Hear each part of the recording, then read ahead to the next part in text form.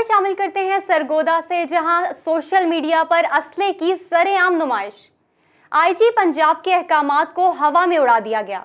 मुतलका पुलिस भी खामोश तमाशाई का किरदार अदा करने लगी। थाना म्यानी के इलाका में असला बरदार गैंग खौफो हरास की अलामत बन गया। इसी पर देखते हैं अली रजा की ये रिपोर्ट। थाना म्यानी के इलाका में नौजवानों का असला बरदार गैंग खौफ की अलामत बन गया।